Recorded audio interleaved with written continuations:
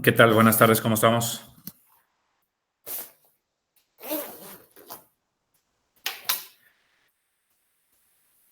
¿Qué tal, jóvenes? ¿Sí me escuchan o no?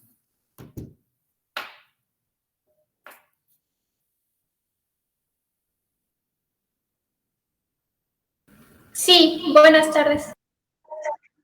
Hola, ¿qué tal? Ya me he estado preocupando con eso de que andan ustedes asustados porque no tienen WhatsApp y que Facebook y quién sabe cuántas cosas. Pero bueno, por lo menos Internet tenemos.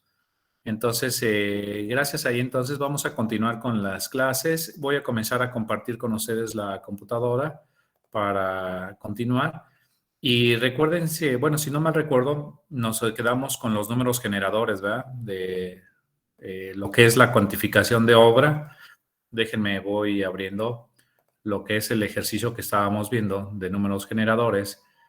Una disculpa porque ahorita estaba hablando con el abogado general de la universidad y me entretuve un poquito más en la llamada. Bien, entonces continúo y decíamos que los números generadores son el documento que nos permite cuantificar y determinar las cantidades de obra que se requieren hacer o las cantidades que representan cada uno de los conceptos del catálogo de conceptos de toda la obra que vayan ustedes a realizar. Estos números generadores deben de tener la suficiente claridad, como lo platicábamos, en donde se establezca cuál es el concepto, qué es la unidad y su localización. Pero adicionalmente debe de tener la información referente a sus dimensiones y número de elementos y que nos permitan llevar al proceso de determinar cuánto es la cantidad parcial y global de ese elemento, de ese concepto. Debe de estar sustentado en toda una serie de croquis y notas aclaratorias o observaciones que nos permitan clarificar y dejar con mucho detalle cada una de las cantidades que nosotros estamos cuantificando, de tal manera que debe de dejarse, indicarse qué eje, qué tramo, qué cantidad parcial y así qué eje, qué tramo y dimensiones y avalado con los croquis para ir determinando las cantidades totales. Ya veíamos en la clase pasada un poco de todas estas cantidades y si no mal recuerdo nos quedamos ahí con la contratrave. En la contratrave teníamos nosotros, que es por metro lineal. Sí, nos quedamos ahí, ¿verdad? En la última clase. ¿Sí es correcto? Sí. Muy bien. Entonces, vamos a terminar de cuantificar esta, que es la contratrave. Y entonces la contratrave, que sabemos que es por metro lineal. Ahí está. Tenemos nosotros que la contratrave va encima de la cadena de desplante o del muro de enrace más bien. Y la contratrave solamente va sobre el eje que le estamos llamando eje B y el eje C, que es este, sobre las zapatas 1, que es donde van las ventanas. Debajo de las ventanas va esta contratrave para rigidizar la cimentación, dado que son mochetas de muros y esto, la contratrave ayuda a rigidizar la cimentación y que todo ese peso que queda concentrado en las mochetas lo distribuye en todo lo largo de la zapata. Entonces va en el eje B y C la contratrave y entonces diríamos nosotros que serían solamente sobre la zapata 1, son 6 metros de centro a centro, pero mitad de muro hacia un lado y mitad del muro hacia el otro son 6,14 de longitud. Son dos ejes y entonces nos da 12,28 metros lineales. Nada más tenemos sobre ese eje, porque en el otro eje en sentido perpendicular tenemos las cadenas de desplante. Entonces, la cadena de desplante, que sería el otro elemento, serían sobre el eje 2 y 3, que serían este eje que está aquí del lado derecho, el croquis, el eje 2 y el eje 3 serían los ejes, que serían 2,3, desde B a C. Sobre la zapata O2 serían 8 metros de centro a centro, pero menos mitad de muro o mitad de contratrave de un lado y mitad de contratrave del otro, entonces menos 14 y eso nos darían 786. Son dos ejes, serían 1572 y eso nos daría 1572 de total acumulado. Ahora, perdón, pues en sí ya son todos los volúmenes que contemplé aquí. Déjenme ver, yo no me acuerdo que tenía otros más. Bueno, pues ya son todos los volúmenes. Así se continúa de tal manera que podamos nosotros cerrar todo lo que es la cuantificación de todos los conceptos que ustedes tengan. Estos volúmenes finalmente deben de irse al catálogo de conceptos y si abro el catálogo de conceptos, denme unos segundos, los tendríamos que básicamente migrar esas cantidades y deben de coincidir. Entonces, un catálogo de conceptos va respaldado de sus números generadores, de tal manera que entonces deben de estar coincidiendo cada una de sus volúmenes. Entonces, si abrimos el catálogo de conceptos y nos vamos hasta el final, el último archivo que teníamos en clases pasadas, donde teníamos nosotros, aquí está nuestro proyecto del catálogo y el despalme, que son 8320, vamos a revisar, vamos a ver si está correcto. Entonces, el despalme son 8320. Después nos vamos al trazo de la nivelación, son 48, aquí están 48 el trazo de nivelación. Pasaremos a la partida 2, que es de cimentación, esa sería la partida 1, aquí está. Pasamos a la partida 2, que es cimentación, y ahí comenzaremos con la excavación. Entonces, en excavación revisamos y tenemos nosotros que en excavación son 1938 y después plantilla 20. Entonces, nos vamos, sería en excavación 1938 y plantilla 20 metros cuadrados. Después las zapatas, la zapata 1, revisamos, serían zapata 1, aquí está, serían 10.60 y serían 17 metros en la otra dirección, en zapata 2. Entonces serían 10.60 y 17. 10.60 y 17, ahí están. Después continuamos con el muro de enrase y con la contratrave, 15.55 y 12.28. Revisamos rápidamente y ya que hayamos terminado de migrar, 15.55 y 12.28 son estas dos cantidades, aquí está, de muro de enrase y contratrave, y finalmente la cadena de desplantes, que son 15.72. Entonces serían 15.72 cadena de desplante. Bien, ahí está. Con esto, pues básicamente terminamos. Hay un último concepto que son los castillos, pero si quieren ya está, aquí lo eliminamos, ese nada más lo agregamos, ¿no? Y ahí se continúa hasta la totalidad de los conceptos que se tengan básicamente para conformar su obra. Y de esta manera, ahora sí, ya tenemos los generadores de obra que respaldan al catálogo o que respaldan a un presupuesto o que respaldan a una estimación de obra para cobrar lo que realmente hayan hecho ustedes. Entonces, esa sería la mecánica de cómo trabajar los números generadores. Con esto, pues prácticamente cerramos este tema y yo espero que haya quedado claro. Y esto, pues en este caso, pues es una obra civil. Ya comentábamos en clase pasada, dependiendo del diferente tipo de obras que nosotros tengamos, podemos cuantificar o tener números generadores para cuantificar volúmenes de movimiento de tierras. Ese sería otro formato. Movimiento, de perforación de pozos, todo lo que es la exploración de perforación, pues todo eso se va haciendo un muestreo y se va determinando hasta qué profundidad, qué tipo de material, todo eso se hace en números generadores especiales para perforación de pozos. Hay otro generador para redes de agua potable y alcantarillado, que les mostré también, si no mal recuerdo, un formato también de redes de agua potable y alcantarillado. Si lo que quieren es cuantificar puro acero, ya sean placas, varillas, etcétera, pueden poner un generador de cálculo de aceros. Y entonces de esa manera tendremos nosotros que cerrar la parte de los números generadores. Recuerden nada más que cuando tengamos nosotros volúmenes ya cerrados de un generador, vale la pena volverlos a revisar minuciosamente o revisar paramétricamente en base a valores paramétricos de cantidades, a lo mejor tal vez de zapatas por metro cuadrado de construcción o de aplanados por metros cuadrados de muros, etcétera, que nos permita verificar que no haya nada raro o que no nos hayamos equivocado en nuestros generadores de obra. Bien, entonces con esto cerramos el tema de generadores de obra. ¿Dudas hasta aquí? El tema de catálogos y generadores. ¿Dudas hasta aquí? ¿Ninguna duda? De mi parte, no. Bueno, ¿los demás ninguna otra duda? ¿No? Bien, entonces dejaré una tarea para que comiencen ustedes a trabajar los generadores. No se los he subido en la plataforma, pero les daré por ahí una semana para que integren su catálogo, que ya deben de estar trabajando todos en su catálogo, y ya pueden ir comenzando a trabajar sus números generadores. Vayan trabajando sus números generadores de esta manera, ¿no?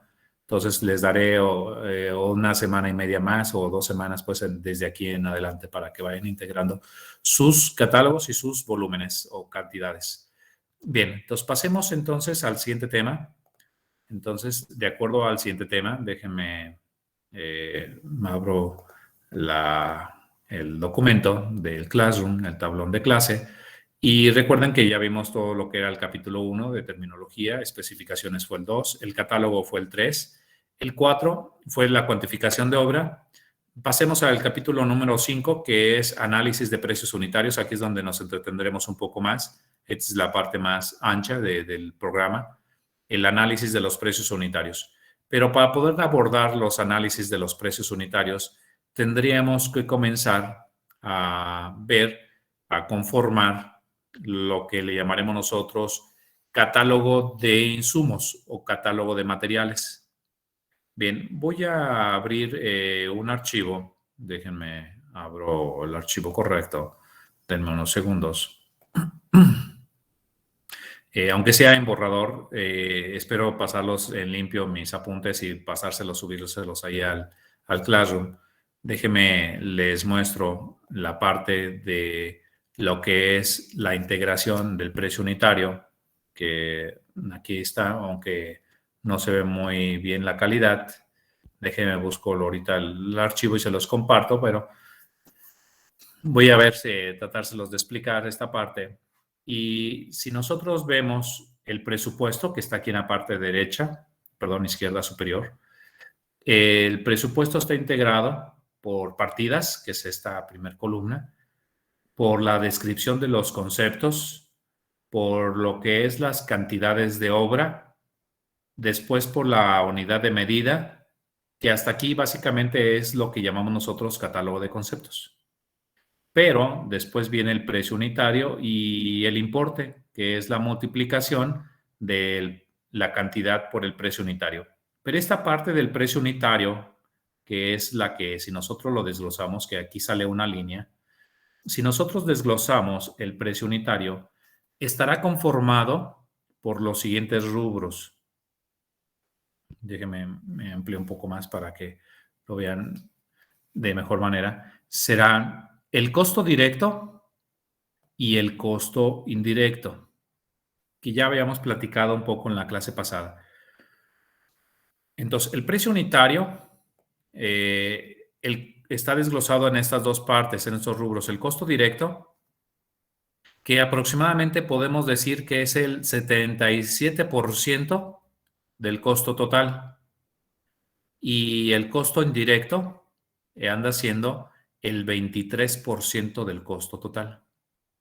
Si lo referenciamos, este costo indirecto con respecto al costo directo, que es el anterior, será aproximadamente el 30%. O sea, el costo directo anda más o menos un 30% del total del costo directo. Pero ya al ser sumados del costo total, y nos daría un costo total, solamente representaría el 23% si lo referenciamos con respecto al total de la obra. ¿Sí? Entonces, por eso está aquí 30 y un 23%. El 30% es sobre el costo directo y el 23% es ya referenciándolo, ya sumándolo con el costo directo y costo indirecto sobre el total, representa el 23% de este costo indirecto. Ahora bien, el costo directo que estamos ahorita hablando es la suma de los materiales, de la mano de obra y de la maquinaria y equipo necesaria. La herramienta en realidad es una parte o es un factor en la actualidad de la mano de obra. Algunos autores todavía la tenían como si fuesen 4 rubros: materiales, mano de obra, herramienta y maquinaria.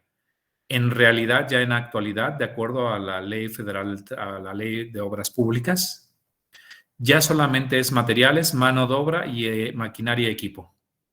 La herramienta es parte de uno de los utensilios y es solamente una parte de lo que necesita la mano de obra. Entonces, como tal, pertenece a la mano de obra de la herramienta. Los materiales, básicamente, los podremos nosotros clasificar de acuerdo a su aplicación en materiales temporales y en materiales definitivos. De acuerdo a su origen, los podremos nosotros clasificar en materiales naturales, en materiales industrializados y en materiales fabricados en obra. Entonces, esto de los materiales lo vamos a calcular, el valor de los materiales será la cantidad de material que estemos ocupando en un precio unitario, será la cantidad que ocupemos de material, por el valor del precio de ese material o de ese insumo. Estos costos de estos materiales van a oscilar entre un 68% a un 75%. Estamos hablando en una obra de edificación sobre el costo directo. O sea, andarán entre cercas, más o menos pudiéramos decirlo que en promedio es el 70% es el costo de los materiales. No es el 50 como algunos creen. El 50 la mano de obra, el 50 de los materiales, no es cierto, eso es falso. Anda por ahí cercano al 70% el costo de los materiales. Si lo referenciamos, bueno, si lo referenciamos del costo total, ya con todo indirectos y todo, entonces sí podemos decir que sí andarían entre un 52 y un 57% del costo total. O sea, pero no del costo directo, sino del costo total ya de la obra. Pero aquí acuérdense que es un 23% de indirectos del costo total. Entonces, ya habría cosa de quitarle. Entonces, estamos hablando de que si consideramos que ande cerca del 50% del costo total los materiales, el 30% más menos anda siendo de mano de obra y el 20% son los indirectos, aproximadamente con respecto al total. Pero si nada más hablamos del costo directo, o sea, del costo nada más de fabricación, andaremos cercanos al 70% de los materiales. Bien, ahora, la mano de obra, pues básicamente primero tendríamos que clasificarla por su organización, en mano de obra individual o por cuadrillas. En algunos casos, tal vez usemos nada más el puro peón, el costo del peón, sin necesidad de ponerle el albañil, sin necesidad de ponerle nadie más. Pero el costo de la cuadrilla es cuando ya ocupamos nosotros que este peón esté tal vez controlado por un maestro de obra o por un cabo que lo esté dirigiendo y que le esté diciendo qué hacer. Entonces, en ese momento se va a integrar a una cuadrilla. Entonces, lo más común es que lo tengamos en cuadrillas a la mano de obra. Ahora, también la podremos nosotros clasificar a la mano de obra de acuerdo a la forma en que le vamos a pagar para fines de control y de pago. La vamos a controlar o la vamos a clasificar en toda la mano de obra que tengamos en lista de raya o trabajando por día y a destajo, y todo la personal que tengamos a destajo. No todos los trabajadores, la mayoría de los trabajadores en la actualidad las contratamos por destajo, pero hay algunas actividades como el peón que está haciendo limpieza, ¿cómo le pagamos a destajo? Ahí no hay manera de cómo pagarle a destajo, entonces tenemos que tener uno o varios trabajadores trabajando por día, en donde a lo mejor tal vez los detalles, en donde no hay un precio para pagar los detalles, entonces tenemos que tener a trabajadores ahí trabajando por jornada. La mano de obra será igual, el costo de la mano de obra será igual al salario real de la cuadrilla o de la mano de obra, el salario real de la mano de obra, entre el rendimiento de trabajo. De esa manera se calcula el costo de la mano de obra, que ni se ve aquí, ni yo mismo veo, pero así es. Es el salario real de los trabajadores entre el rendimiento. Una disculpa, ahorita no me di a la tarea de buscar este archivo y ponérselos el archivo original. Pero bueno, se los mando por ahí a la plataforma el archivo que sí se vea bien. Y el costo de la mano de obra, en el cual debemos nosotros de considerar muchos aspectos, es un problema, más bien un análisis muy dinámico para poder calcular el costo de la mano de obra. Influyen la legislación mexicana, donde tenemos que ver todos los días no laborables o los días laborables, las prestaciones, el salario, y en este caso del salario tendremos que sujetarnos a un salario mínimo que marcan las leyes mexicanas. No podemos pagarle a ningún trabajador menos del salario mínimo. Tendremos que estudiar toda esta parte. Tendremos nosotros que ver que también interviene el rendimiento de trabajo, y en el rendimiento de trabajo intervienen muchos otros factores, hasta el ánimo del trabajador, el clima, que esté en la disponibilidad de los materiales, el lugar donde está trabajando. Son muchos factores, y en realidad para poder estimar todo esto tenemos que ir desmenuzando el análisis de la mano de obra o de los personal de trabajo.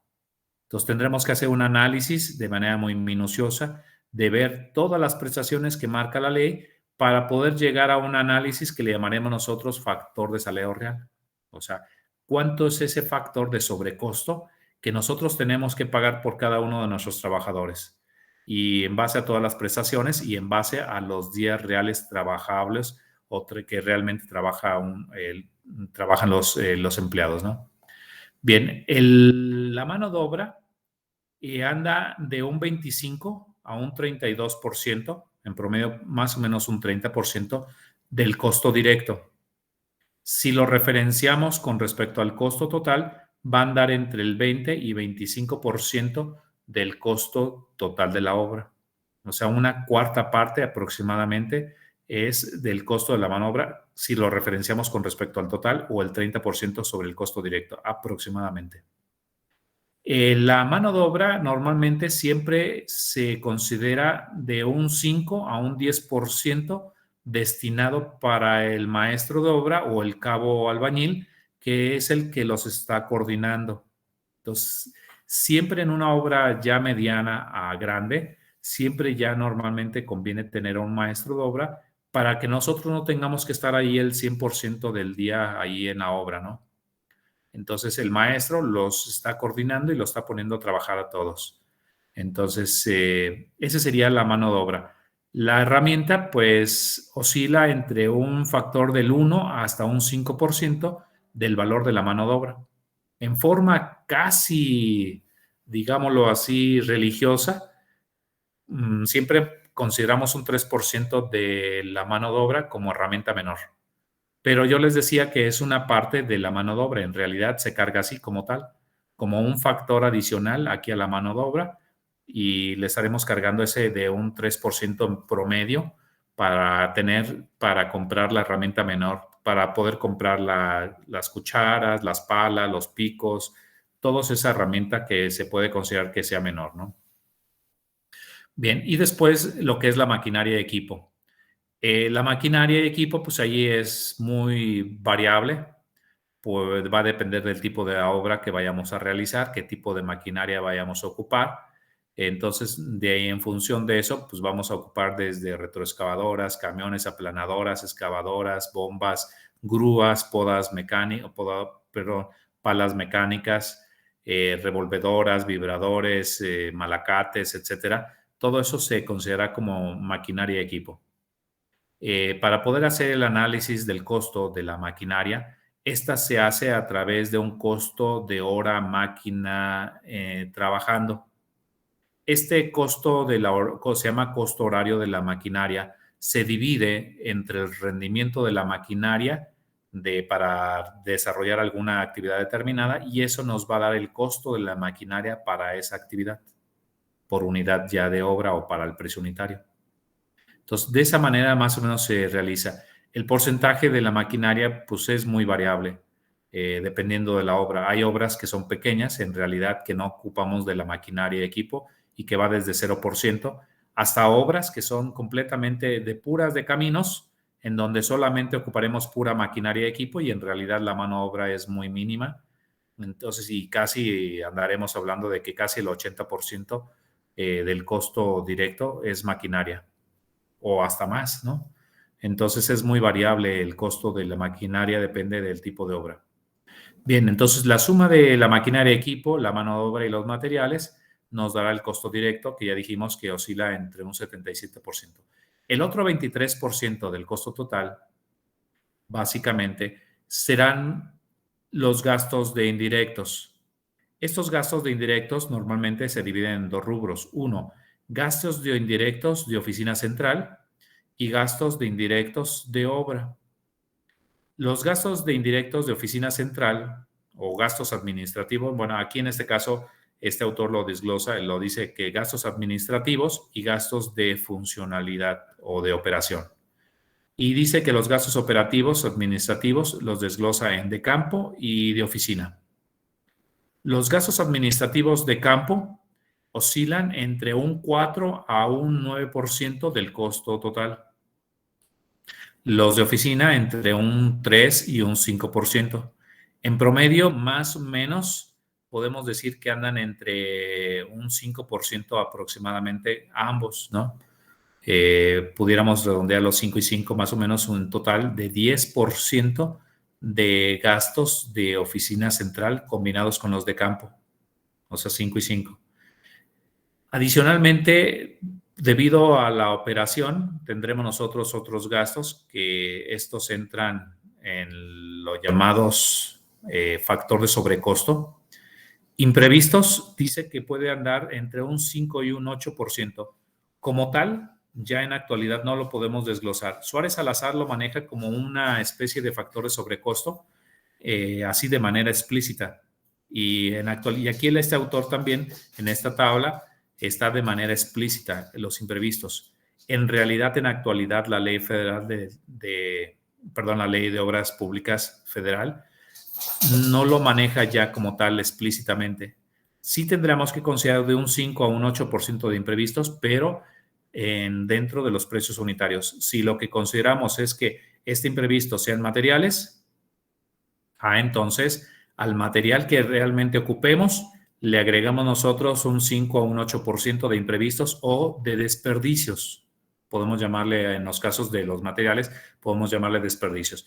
En el caso de la mano de obra, podemos también agregarle un poquito de consideración en el rendimiento para considerar esta parte del imprevisto, ¿no? Si una cuadrilla de trabajadores, yo sé que me da, no sé, 14 metros cuadrados por jornada en la fabricación de muros, pues yo por el imprevisto, puede ser que un día lleguen crudos o no haya condiciones climáticas, entonces yo lo voy a considerar, en vez de ponerle 14, yo le voy a considerar 10 o 12 metros cuadrados por jornada.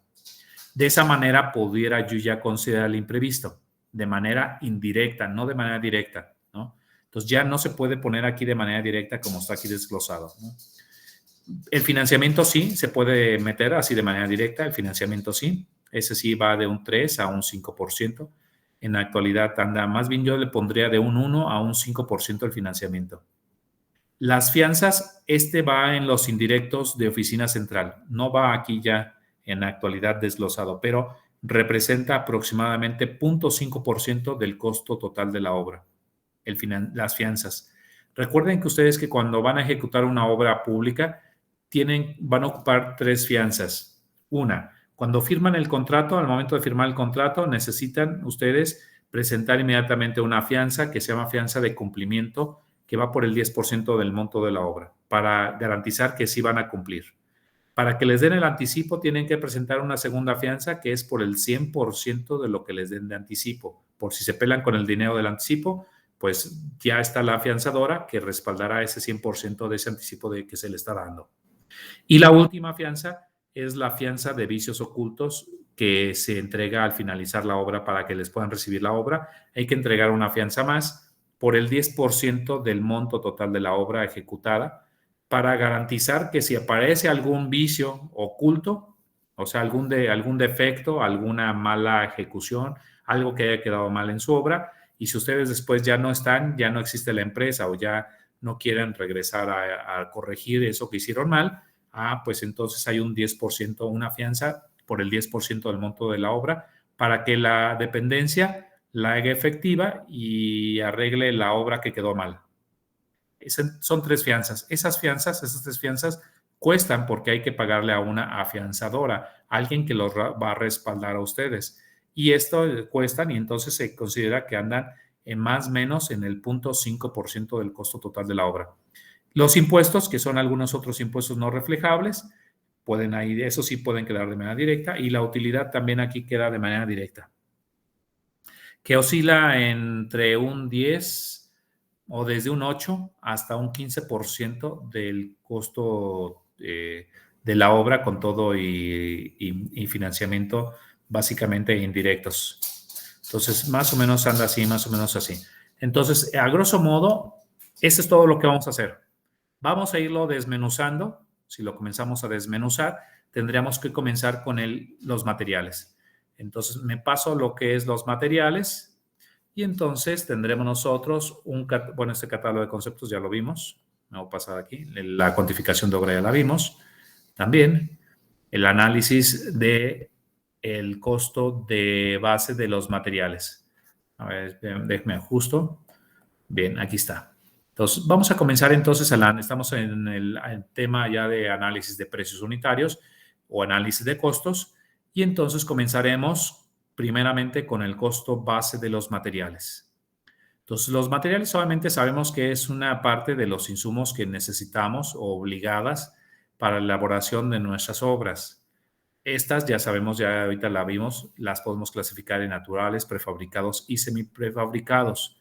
El costo que nosotros vamos a considerar de los materiales o de los insumos debe de ser el costo que contenga maniobras, acarreos necesarios para que ya estén puestos ahí al pie de la obra, ya nada más para utilizarlos.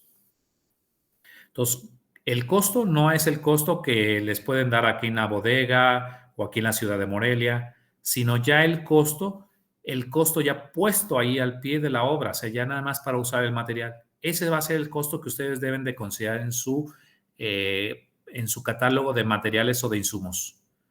Eso sí, deberán de quitarle el IVA.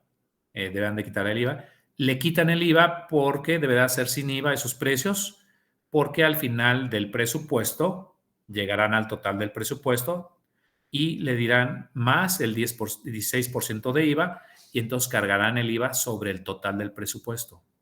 Si le ponen IVA a los materiales o no se lo quitan el IVA, cargarán IVA aquí y después volverán a cargar IVA al final de la obra, al final del presupuesto.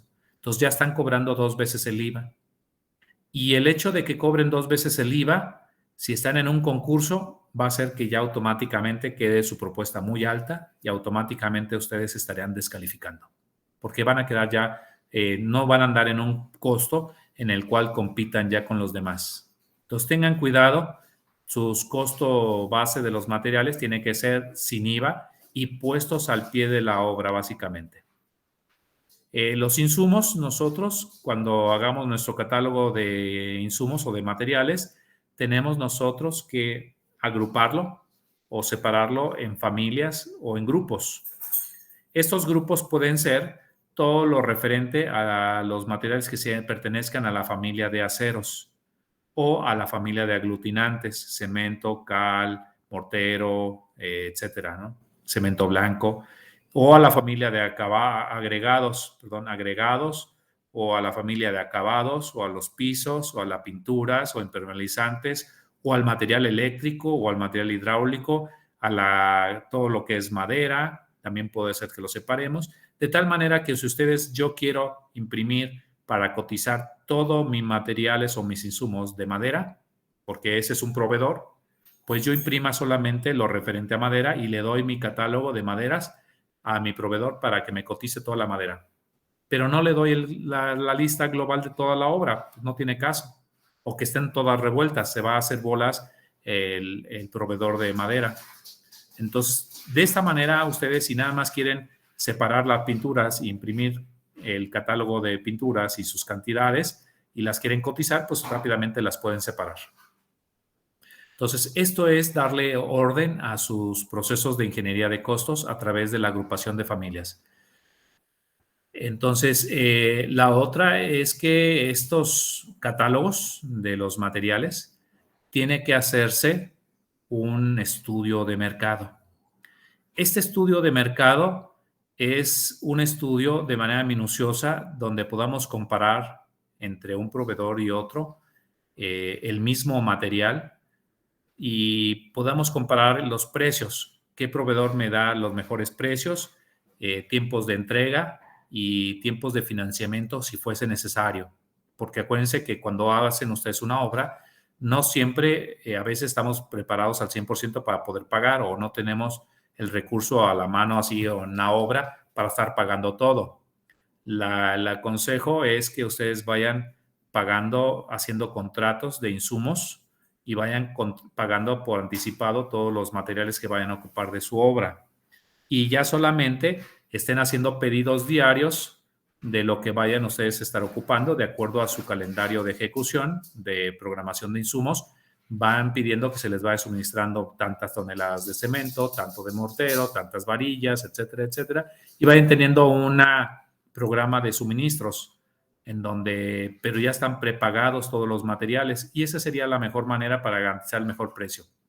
Pero este estudio de mercado se hace con la intención de definir qué proveedor les da el mejor precio, les da la mejor calidad, les da los mejores tiempos de entrega y les da tal vez las mejores posibilidades de pago.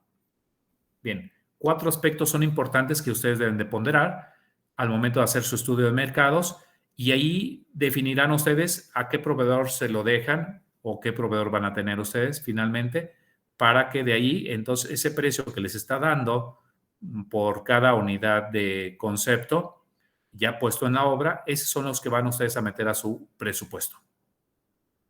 De manera informal, por favor, investiguen ustedes o hagan un pequeño estudio de mercado de algunos de los materiales más importantes, ¿no? Para que la siguiente clase comencemos a hacer un catálogo de materiales, así muy, muy rápido, cómo lo haremos en Excel y cómo lo hacemos en nuestro programa de precios unitarios Opus. Entonces, estaremos haciendo sobre los dos bases para que los que trabajen en Excel o los que trabajen en Opus, qué columnas deben de considerar como mínimo para conformar su catálogo de insumos o catálogo de materiales que ustedes ocuparán para su obra. Entonces, hagan un estudio de mercado con los principales materiales, lo que es el cemento, el mortero, la cal, el yeso, después aceros mínimo tengan ahí la varilla, el alambrón, el alambre, el alambrón, la varilla de 3/8, la de media, la de 3/4 y tengan ustedes también las mallas, etcétera. Tengan la madera, la tabla, la duela de 4 pulgadas, la tabla de 15, la tabla de 20, la de 25. Tengan igual el del polín, ¿no? El polín, el barrote, principalmente, ¿no? De madera. O también tengan el precio de la tarima, si quieren también, para que hagamos nosotros precio de tarima. Vayan teniendo todos sus precios, la arena, la grava, el precio del agua, el precio del viaje de la pipa, todos estos más importantes vayan haciendo un estudio de mercado y vayan teniendo ahí una investigación de cuál es el costo que ustedes tienen por ahí de sus materiales, ¿sale? Y la siguiente clase, entonces, comenzamos a hacer nuestro catálogo de materiales rápidamente en Excel o en Opus y comenzamos a ponerle precio para que nos sirva para que ya vayamos teniéndolo para cuando hagamos nuestros precios unitarios. ¿Dudas hasta aquí? ¿Dudas hasta aquí? ¿Ninguna duda? No, profe. Muy bien. Entonces, de manera informal, hagan esta tarea, por favor, de investigación para que podamos seguir avanzando la siguiente clase. Bien, ya pasé lista. Nos vemos entonces la siguiente clase. Nos vemos entonces la siguiente. Que estén bien. Gracias, ingeniero. Igualmente. Hasta luego. Hasta luego.